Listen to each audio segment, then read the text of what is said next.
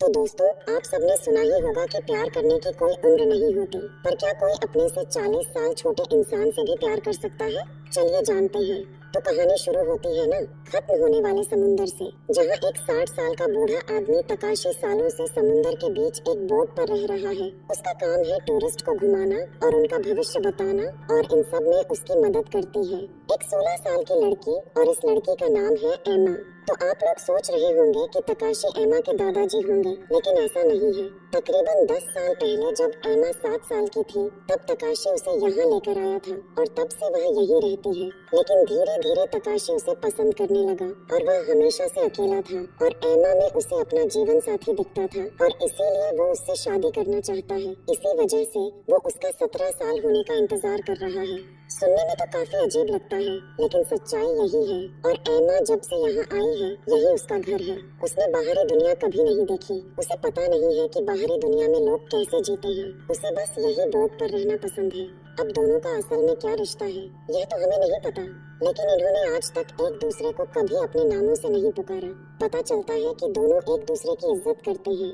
अब हर रोज की तरह तकाशी टूरिस्ट को लेने चला जाता है, और एमा उसका इंतजार करने लगती है।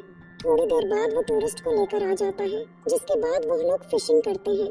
पर उन टूरिस्ट में से 2 लोग एमा को देख के उसके साथ बदतमीजी करने लगते हैं, और उसे उल्टे सीधे सवाल करने लगते हैं। यह सब दूर खड़ा तकाशी देख रहा होता है। वह गुस्से में अपना एक तीर छोड़ता है और सीधा जाकर उनकी कुर्सी पर लगता है, जिससे वो दोनों डर जाते हैं और उसे छोड़ देते हैं। उन टूरिस्ट को भी पता था कि यह बूढ़ा आदमी इस लड़की से शादी करने वाला है, तभी वह उसके साथ बदतमीजी कर रहे थे। और यहाँ हमें एक और चीज पता चलती है। तकाशी तीरंदाजी के साथ साथ लोगों का भविष्य भी बताता है, लेकिन उसके भविष्य बताने का तरीका बिल्कुल अलग है। वो एमा को एक बड़ी बोट के साइड में एक लगे झूले में बैठा देता है, जिसके पार एक बुद्धा की पेंटिंग बनी हुई थी। अब तकाशी उस पेंटिंग पर 3 तीर चलाता है, जिसे लेकर वो उसके पास आती है और उसके कान में कुछ बताती है, जिसके बाद तकाशी उसे भविष्य बताता है, और वही भविष्य वह उस आदमी को बता देता है। आखिर एमा को भविष्य कैसे पता चला? क्या उसमें कोई अनोखी शक्ति है? यह आपको आगे पता चल जाएगा। कुछ समय बाद एमा अब 17 साल की हो जाएगी, और इसी पल का इंतजार तकाशी वर्षों से कर रहा है। वो हर रोज कैलेंडर पर तारीखें देखता है और इंतजार करता है। तो बस अब अगले महीने की 12 तारीख को, जिस दिन वो उससे शादी करने वाला है, और उसने सारे इंतजाम पहले ही कर लिए हैं, जैसे कि शादी का जोड़ा खरीदना, जूते खरीदना और भी बाकी सामान। और कुछ समय बाद एमा तकाशी की सुरीली धुन सुनते सुनते सो जाती है। उसकी एमा के प्रति कभी कोई गंदा विचार नहीं था। वो जैसे और लोगों के लिए सख्त है, वैसे ही एमा के लिए बहुत ही नरम है। अब कहानी आगे बढ़ती है, और कुछ दिन बाद एक बार फिर से बोट पर 2 टूरिस्ट आते हैं, और उनके पास कैमरा देखकर एमा को बहुत ही अजीब लगता है कि आखिर यह क्या चीज है। उसने आज तक कभी भी कैमरा नहीं देखा था। अब वो लोग उसे अपने पास बुलाते हैं और उसके साथ फोटोज क्लिक करते हैं। फिर लेकिन बीच में उनकी नीयत खराब हो जाती है, जिससे तकाशी देख लेता है और एक तीर छोड़ता है, जिससे वह डर के उससे दूर हो जाते हैं। पर यह लोग ऐसे मानने वाले नहीं थे। वो प्लान बनाते हैं कि वह उस बूढ़े आदमी को रस्सी में बांध देंगे, और फिर वह लड़की के साथ कुछ भी कर सकते हैं। अब कुछ देर बाद वो अपने इस प्लान को अंजाम देते हैं, पर एमा उनके हाथ नहीं आती। वो इस बोट पर पिछले 10 सालों से रह रही थी, और उसने अपना पूरा बचपन यहीं बिताया था, और यही वजह थी कि वह यहाँ के हर एक कोने को जानती थी। वो बोट के टॉप पर पहुँच जाती है, और वहाँ से एक तीर चलाकर उन दोनों को घायल कर देती है, जिससे वो दोनों वहाँ से भाग जाते हैं। अब धीरे धीरे समय बीतने लगता है, और कैलेंडर में शादी का दिन और करीब आने लगता है, यानी कि कुछ दिन बाद एमा का जन्मदिन भी आने वाला है। अब कुछ समय बाद कुछ और टूरिस्ट बोट पर आते हैं, और उनमें से एक 20 साल का लड़का भी होता है, जिसे देख के एमा उसकी तरफ अट्रैक्ट होती है, क्योंकि वह दोनों एक ही उम्र के थे। वो बोट के किनारे हेडफोन में गाने सुन रहा था, जिसे एमा देख लेती है, और उसे वो हेडफोन काफी अच्छे लग रहे थे। इसीलिए वो बिना सोचे उसके पास जाती है, और उसे वहाँ लेके अपने कानों में लगा लेती है। और वह लड़का भी कुछ नहीं कहता, क्योंकि उसे पता था कि वह बहुत ही मासूम है। थोड़ी देर बाद वह लड़का उसे पूछता है कि क्या वह बूढ़ा आदमी तुम्हारे दादाजी है? तुम कौन सी क्लास में हो? तुम्हारा घर कहाँ है? एमा कुछ भी जवाब नहीं देती, बस हंसते हुए गाने को एंजॉय करती है। तभी वहाँ तकाशी आ जाता है। उस लड़के को यह थोड़ा अजीब लगता है, लेकिन वह सोचता है कि शायद यह इसके दादाजी होंगे। अब टूरिस्ट ज्यादा होने की वजह से सारे लोग आज यही बोट पर रेस्ट करते हैं, और रात में जब सभी लोग सो रहे थे तब वह लड़का पानी पीने उठता है और देखता है कि वह बूढ़ा आदमी उस लड़की को अपने हाथों से नहला रहा है। और यह नजारा देखकर वह पूरी तरह से शॉक हो जाता है, क्योंकि उसके लिए काफी अजीब था। क्या कोई ग्रैंडफादर अपनी 17 साल की लड़की को इस तरह खुद के सामने ही नहला सकता है? पर वह उस समय कुछ भी नहीं बोलता। अब अगली सुबह वो लड़का अपने डैड से कल रात की बातें शेयर करता है और पूछता है कि क्या यह आदमी उस लड़की के दादाजी हैं? तो उसके डैड बताते हैं कि जब यह लड़की 7 साल की थी तो यह आदमी उसे लेके आया था और फिर तब से यह लड़की इसी के साथ रह रही है। इसने आज तक बाहर की दुनिया कभी नहीं देखी है और ये बोट इसकी दुनिया है। और ये सारी बातें सुनकर उस लड़के को एमा के लिए बहुत ही बुरा लगता है, पर वह कुछ कर भी नहीं सकता। अब तकाशी सेम उसी तरीके से उसे भविष्यवाणी बताना चालू कर देता है। अब एम्मा को झूले पर देखकर वह लड़का सोच में पड़ जाता है। उसे लगने लगा था कि यह आदमी उस मासूम सी लड़की का बस इस्तेमाल कर रहा है और कुछ नहीं। और इन सब के बाद आखिर उस लड़के के जाने का समय हो जाता है और एम्मा उसे जाते हुए उसके बोट के पास खड़ी हो जाती है। एम्मा कहीं ना कहीं उस लड़के को पसंद करने लगी थी। अब जाते जाते वह लड़का उसे अपना हेडफोन दे देता और एक प्यारी सी मुस्कुराहट के साथ वहाँ से निकल जाता है। अब उन दोनों की नजदीकियाँ देखकर तकाशी खुश नहीं होता। वह चाहता था कि एम्मा बस उससे बातें करे, उसकी केयर करे, न कि किसी और की। अब कुछ समय और बीतने लगता है और हम देखते हैं कि एम्मा पहले की तरह तकाशी का इंतजार नहीं करती। जब से वो उस लड़के से मिली है उसमें बदलाव आ गए हैं। पहले जब तकाशी बोट से वापस आता था तो वह भागते हुए उसके पास आती थी, लेकिन अब वह ऐसा नहीं करती। वो एक कॉर्नर पर बैठकर उस लड़के के दिए हुए हेडफोन से गाने सुन रही होती है, जिसे देख के वो बूढ़ा आदमी बहुत गुस्से में आ जाता है और उसे हेडफोन को छीन के अपने पास रख लेता है। तकाशी की हरकत एम्मा को बिल्कुल भी पसंद नहीं आती। अब एक दिन तकाशी अपने साथ एक टूरिस्ट लेके आता है फिशिंग कराने के लिए, तो वो बाजार से एक नेकलेस भी लाया था ताकि वह एम्मा को मना सके। लेकिन जब वो उसे पहनाता है तो वो उसे उतार कर फेंक देती है और जानबूझ के जाके उस टूरिस्ट के पास बैठ जाती है। यह देखकर वो टूरिस्ट भी उसका फायदा उठाने लगता है, पर तभी वहाँ तकाशी आता है और उस टूरिस्ट को भगा देता है। लेकिन एम्मा अभी भी उससे नाराज थी। वो चुपचाप जाके सो जाती है। अब जब रात में वह आदमी उसे नहलाने की कोशिश करता है तो वह उसे अपने आप को टच करने नहीं देती और कुछ इस तरह से वह खुद के गुस्से को जाहिर कर रही थी, जो तकाशी अच्छे से समझ रहा था। इसलिए अब वह कैलेंडर में बचे हुए दिनों को क्रॉस करने लगता है और उसे अब अगले महीने की 12 तारीख का इंतजार नहीं है। वह जितना जल्दी हो सके उससे शादी करना चाहता है, क्योंकि उसके बाद एम्मा के ऊपर उसका पूरा हक होगा। अब इसी तरह से दिन बीतने लगते हैं और धीरे धीरे वह बूढ़ा आदमी शादी की तैयारियों में तेज करने लगता है, पर एम्मा अभी भी गुस्से में थी। ऐसे ही एक दिन अचानक से वह यंग लड़का दोबारा उस बोट पर आता है और अब से हम इसको केंजो कह के बुलाएंगे। उसे देखकर एम्मा बहुत ही खुश होती है और मानो उसके लिए खुशियाँ वापस आ गई थी, पर अब बूढ़े आदमी के लिए मुसीबत बढ़ गई थी।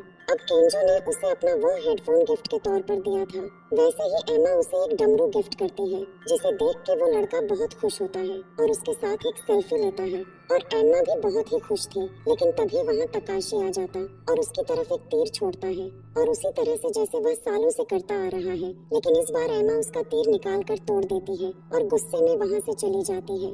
अब रात हो जाती है और जब तकाशी सब काम करके वापस रूम में आता है तो एम्मा को नहलाने के लिए, लेकिन वह उसे वहाँ नहीं दिखती। वह बूढ़ा आदमी समझ जाता है कि वह कहाँ गई होगी। वह फौरन उसी लड़के के रूम में जाता है जहाँ एम्मा उसके साथ में थी और यह नजारा देखकर तकाशी गुस्से से पागल हो जाता है। वह फौरन उस लड़के को छोटी बोट पर बैठा देता है और उसे वहाँ से भगा देता है और केंजो जाते जाते कहता है कि यह तुम ठीक नहीं कर रहे हो। तुमने इस मासूम सी लड़की को इतने सालों से उसके माँ बाप, उसके घर वालों से दूर रखा हुआ है। तुमने उसके माँ बाप के बारे में जरा भी नहीं सोचा, उनमें क्या बीत रही होगी। लेकिन अब ऐसा नहीं होगा।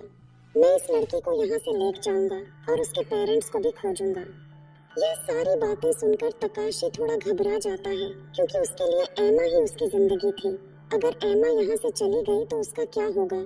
लेकिन दोस्तों, यहाँ अब एम्मा भी बदल चुकी थी। उसे भी अब दुनिया देखनी थी। उसे लगने लगा था कि तकाशी ने उसे कैद करके यहाँ रखा हुआ है और इसी वजह से एक दिन वह खुद बोट लेकर वहाँ से भागने की कोशिश करती है। लेकिन उसका यह प्लान कामयाब नहीं होता और उसे तकाशी देख लेता और जबरदस्ती पकड़कर कमरे पर ले आता है। लेकिन अब उसके लिए चीजें बदल रही थी। जो उसने 10 साल से सोच रखा था, उसका सपना अब टूटता नजर आ रहा था। इसलिए वह फैसला करता है कि वह जल्द से जल्द उससे शादी करेगा ताकि एमा उसे छोड़कर ना जाए। और तकाशी अब शादी का इंतजाम करना शुरू कर देता है। जो बिस्तर 10 साल से उन्हें एक दूसरे से दूर सुलाता था, आज वो उन्हें एक साथ कर देता है। उसने मन ही मन उसे अपना सब कुछ मान लिया था। अब कुछ दिन बाद का समय दिखाया जाता है जहाँ वो यंग लड़का एक बार फिर से आता है, पर इस बार वह किसी और की बोट से आया था। उसने अपना करा हुआ वादा पूरा किया।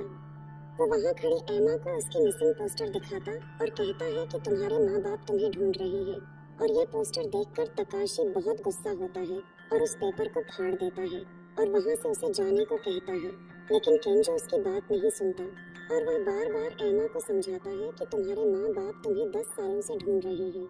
मुझे पता है कि तुम्हें यह जगह बहुत पसंद है, लेकिन इसके बाहर भी एक दुनिया है। तुम हमेशा यहाँ नहीं रह सकती। यह सुनकर एमा सोच में पड़ जाती है, पर तभी तकाशी एक बार फिर से उसकी तरफ तीर चलाता है। लेकिन इस बार उसके सामने ढाल बनकर एमा खड़ी हो जाती है और यह हमें दिखाता है कि एमा भी अब यहाँ से आजाद होना चाहती है।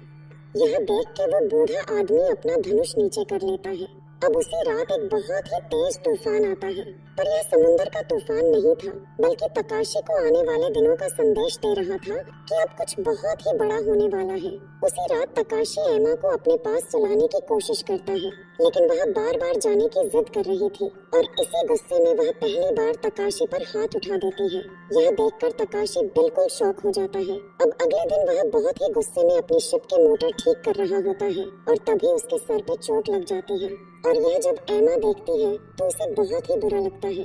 वो फौरन उसके पास आकर उसके जख्म को ठीक करने लगती है, पर तकाशी गुस्से में उसे भी थप्पड़ मार देता है और वह यहाँ नहीं रुकता।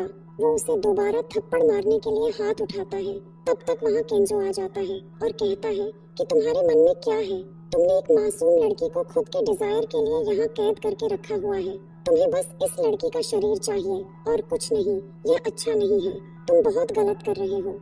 वो कहता है कि मुझे भी इस लड़की का भविष्य जानना है कि क्या यह तुमसे शादी करेगी या मेरे साथ जाएगी। अब तकाशी एक बार फिर उसी तरीके से एमा को झूले पर बैठा है और तीर चलाता है, लेकिन इस बार उसका निशाना डगमगाने लगता है और उसे पसीने छूटने लगते हैं। ये देखकर केंजो झूला खींच लेता है और एमा पानी में गिर जाती है। वो फौरन जाकर उसे बचाता है और इसके बाद वो ऊपर आके तकाशी के कान में कुछ कहती है और वही बात तकाशी केंजो के कान में कहता है और भविष्यवाणी जानने के बाद वह तकाशी से रिक्वेस्ट करता है कि इसे जाने दो, इसे भी बाहर की दुनिया देखने का हक है।